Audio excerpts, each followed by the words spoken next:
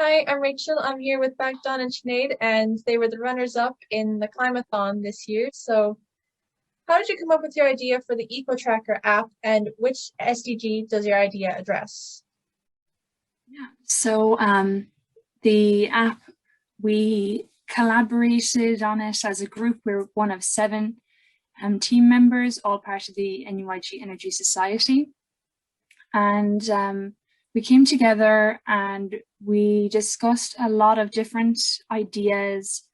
And then one of the team members, Neve, she was very vulnerable with us in a vulnerable moment, and she mentioned how climate change and the climate crisis itself is extremely overwhelming. And we all resonated with that, I think, because we are interested in it.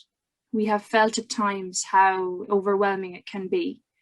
And we looked into that further and did a poll, and we found that students in general do want to live more sustainably, but we all have felt overwhelmed at times by just the the massive issue that it is, and how we all need to do kind of little things, and it does help in the end. And that's how we came up with that idea. And the sustainable development goal that the Eco Tracker app addresses is goal number 13, which is to take urgent action to combat climate changes and its impacts. Thank you. So, what kind of features or resources will be featured on your app? Yeah, so the app will work as a kind of a 12-step program, similar to the Couch to 5K app, which I think has become very popular. So we wanted to emphasize how easy it is and how easy it will be to kind of implement into everyday life. It'll be a baby step. That's what we want people to get interested in. So the features, therefore, we've kind of gamified the process a bit. We wanted to make it engaging and something that you could share with friends or kind of compete against other people. So we have a CO2 emissions tracker and calculator into the app, which will show the difference by completing certain challenges. At the end of the level, you'll be shown, oh, I've saved this money, I've saved this amount of CO2 emissions from picking up these habits or practices. And we've put them in kind of substantial equivalencies, such as how many transatlantic flights you have saved the emissions for. And we've tried to make it interesting for everybody and kind of easier. So, how do you plan to engage people once they have come to the end of their program? How do you plan on keeping people motivated to use your app? Once users complete a theme, they can either go on to the next theme and just complete the tasks there. They can always repeat every task. That's totally fine. But really looking at the carbon emissions, their CO2, and educating the user, that's our primary focus. Thank you. As the runners up in the Climathon, what comes next for your team's idea?